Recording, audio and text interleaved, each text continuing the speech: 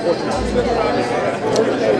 everybody, Eric with Phone Scoop, and this is the new HTC Evo 3D, a brand new WiMAX handset for the Sprint network. Has a 4.3-inch display, QHD resolution, which is 960 by 540 pixels, and it looks great. The resolution of the screen really makes a big difference.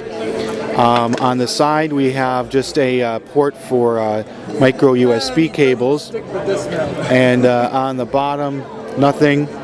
On the right we've got a nearly invisible volume toggle here, and as you can see we've got two switches here. We've got one is a dedicated camera key and the other is a switch. The switch is used for putting the camera in 2D capture mode or 3D capture mode. You actually have to move that little switch there to choose between which one you want. And of course there is the dual cameras that allow for the stereoscopic 3D imaging and video capture. On the top we have just a 3.5mm headset jack and the power and lock key.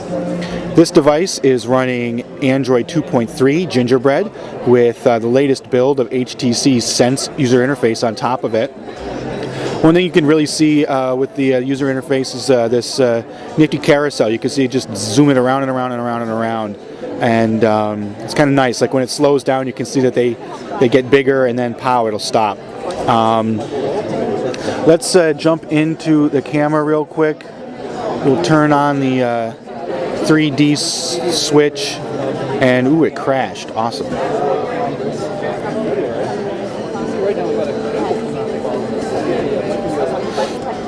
So this device allows you to take 3D pictures and shoot 3D video in 720p HD. So we watched some movies that were shot on this device earlier today, and I got to tell you, they look pretty impressive. The 3D really pops, and you've got some real interesting depth. And same goes for 3D still images. They also look really good. Obviously, it's not going to work too well for me to show you here. You're not going to be able to see it if I get it to play 3D. Boy, this phone is just not having a good day.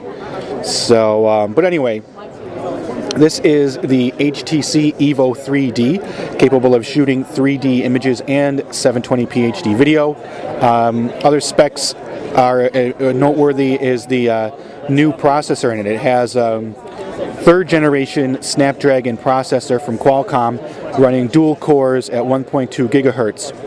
This processor supports asynchronous processing, which means each processor can handle different tasks and can also do so at different speeds, so that helps manage battery life a lot better. Oh, speaking of battery life, the Evo 3D has a 1730 milliamp battery, which is an improvement over the original's 1500 milliamp battery. So hopefully that'll solve the battery life problem that so many people had with this device. So there it is, Evo 3D.